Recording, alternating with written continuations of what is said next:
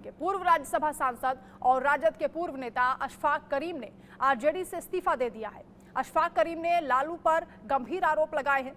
हमारे संवाददाता शक्ति सिंह ने उनसे खास बातचीत की है, सुनिए उन्होंने क्या कुछ कहा।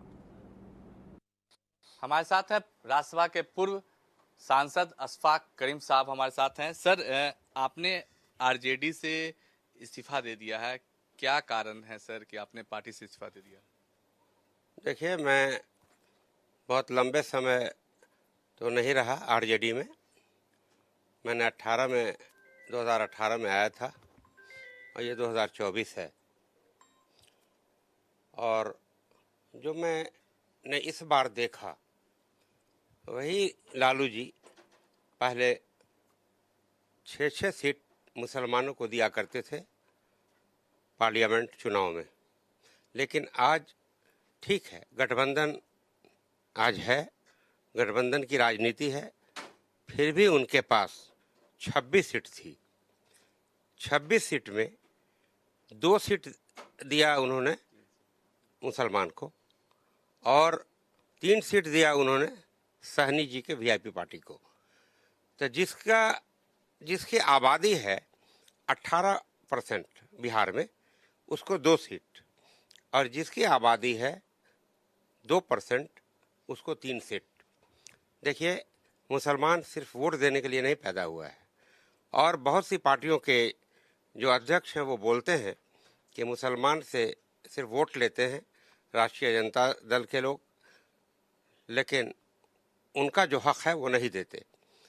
देखिए, जनगणना हुआ और जनगणना कराया गया कि साहब जिसकी जो आबादी है उसके हिसाब से उसका अधिकार, उसका हक मिलेगा। आज़ादी के उसके अपने तनासुब से, आबादी के तनासुब से उसको अधिकार मिलेगा। अब बताइए, तो ये सिर्फ कहने की बात है, सिर्फ बेवकूफ़ बनाने की बात है, या वाकई उसको उसका हक देने की बात है? तो मुसलमान 18% है और उसको हाशिए पर ला करके खड़ा कर दिया गया, उसकी भागीदारी नहीं है, उसकी हक तलफी की गई, उसके हक को छीन लिया गया। ये सही नहीं है। मामला हमारा नहीं है, मामला पूरे कौम का है, पूरे मुसलमानों का है, और हर जात बिरादरी के लोगों को उसके हिसाब से मिलना चाहिए। और ये एक बड़ा चंक है 18%, लेकिन उसका हक नहीं मिला। तो जाहिर है कि हम देखते आ रहे हैं कि मुसलमानों का बुरा हाल है। राष्ट्रीय जनता दल उसको हाशिए पर लाती जा रही है और उसके बारे में कोई बोलने वाला नहीं है। मैंने लालू जी से एक दिन बात किया था, मैं गया था, मैंने कहा कि आप मुसलमानों को उसका हक दीजिए। तो उन्होंने कहा कि आपके कहने से मुसलमान भाग जाएगा क्या? मुसलमान मेरे साथ है। कमाल है भाई, मुसलमान भाई, मामला भागने का नहीं है, मुसलमान को हटने का मामला नहीं है, लेकिन आप उसका वोट लेकर सरकार बनती है आपकी।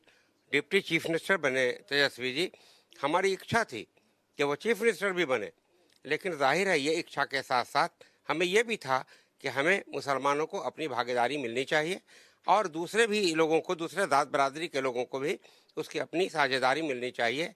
तो क्या ये जनगणना फार्स था? ये बेवकूफ़ बनाने के लिए है जनगणना? तो हालात ये है कि जो देख करके हालात मैंने ये इस्तीफ़ा दिया कि ऐसी पार्टी में हमारा रहना उचित नहीं है, जहाँ मुसलमान कल ये कहें कि आप राजद में रहे, हमारे लिए कोई आवाज़ नहीं उठा सके, अब बातचीत नहीं कर सके। तो हमने कहा कि नहीं, अपने को सेफ कर लेना चाहिए ताकि हमारे मुसलमान हम पर ये जिम्मेदारी नहीं दें कि साहब आप रह करके भी आपने हम लोगों की बात वहाँ नहीं किया। आप राज्यसभा में रहे, आज राज्यसभा में नहीं है, हम लोगों के हक की बात, आवाज़ आपने नहीं उठाया। तो कोशिश किया मैंने लालू जी से बात करने का, और 2 सीट से 3-4 सीट भी, 2 सीट और भी दे देते, लेकिन उन्होंने मेरी बात नहीं मानी। जो दावे करते रहे हैं आरजेडी की तरफ से, लालू प्रसाद यादव भी दावा करते रहते हैं, तेजस्वी यादव भी दावा करते रहते हैं कि जो माइनॉरिटी है, जो अल्पसंख्यक मुसलमान हैं, उनका वोट उन्हें हमेशा मिलते रहा है। तो इन दावों में क्या सच्चाई है? देखिए, मामला यह है कि एक तीर से 2 शिकार किया गया सीमांचल में। उधर पप्पू जी को टिकट नहीं मिले तो उसके लिए राजद ने सीट ले लिया, और इधर मुझे नहीं मिले, इसको कांग्रेस को दे दिया। तो एक तीर से राजद ने 2 शिकार किया है, आप समझ सकते हैं। और यूं ही मैं टिकट का दावेदारी मेरी नहीं थी। तेजस्वी जी ने, लालू जी ने बार बार कहा कि आप जाओ वहाँ, मेहनत करो, लोगों से कांटेक्ट में रहो। हमने कहा मैं तो 37 साल से वहाँ खिदमत कर रहा हूँ, स्वास्थ्य सेवा दे रहा हूँ। मैं रहने वाला वैशाली जिला का, कटिहार 300 किलोमीटर दूर जाकर के मैंने स्वास्थ्य सेवा देने का काम किया, लोगों को नौकरी देने का काम किया, लोगों का इलाज करने का काम किया, लोगों को पढ़ाने का काम किया। और नीतीश जी ने जब देखा मेरे काम को तो हमें अल करीम यूनिवर्सिटी दिया, स्टेट एक्ट से यूनिवर्सिटी दिया। आज वो माइनॉरिटी यूनिवर्सिटी है जिसमें 50% मुस्लिम बच्चे पढ़ेंगे, 50% दूसरे लोग पढ़ेंगे। तो ये हक और ये यूनिवर्सिटी नीतीश ने दिया। तो नीतीश जी मुसलमानों को मैंने देखा कि चाहते हैं कि कुछ मुसलमानों का करें। और हमने ये देखा है कि कभी आप देख ले कि एक भी कोई दंगा छीट फूट हल्का फुल्का हो गया हो जिसको उन्होंने तुरंत कंट्रोल किया, लेकिन भाजपा के साथ रहते हुए भी मुसलमानों का कोई नुकसान नहीं हुआ, अल्पसंख्यक का कोई नुकसान नहीं हुआ।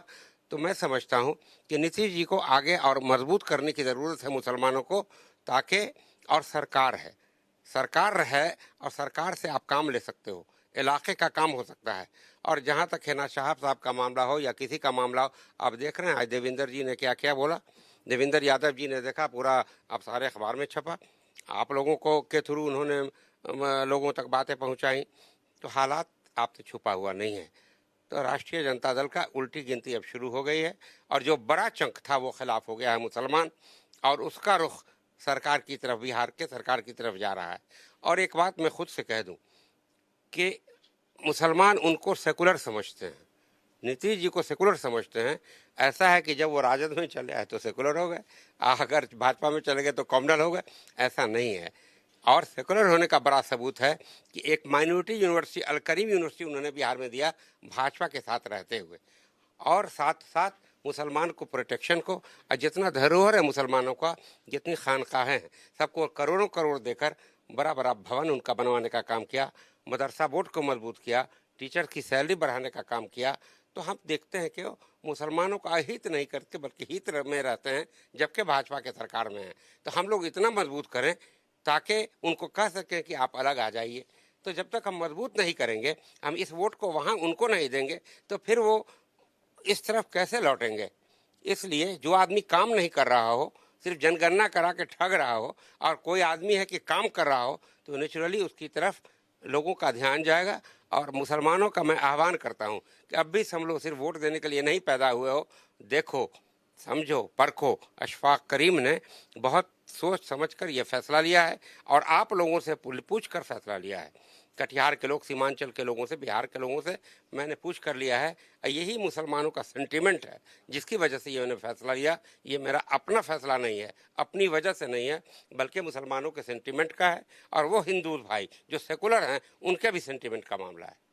एक आखिरी सवाल सर, अब आपका अगला कदम क्या होगा? क्या किसी पार्टी में आप ज्वाइन करेंगे? मैंने तो कह दिया आपको, मैं तारीफ कर रहा हूँ नीतीश कुमार जी की। मैं बिल्कुल ज्वाइन कर रहा हूँ, आज ज्वाइन कर रहा हूँ। तो ये थे हमारे साथ अशफाक करीम साहब, जिनका कहना था कि आरजेडी की जो है उल्टी गिनती शुरू हो गई है और जो माइनॉरिटी वोट जो दावा करती है आरजेडी को उन्हें मिलती है, इस बार जो है अल्पसंख्यक वोट जो है आरजेडी को नहीं मिलेगी। कैमरा अभिषेक के साथ शक्ति, इंडिया न्यूज।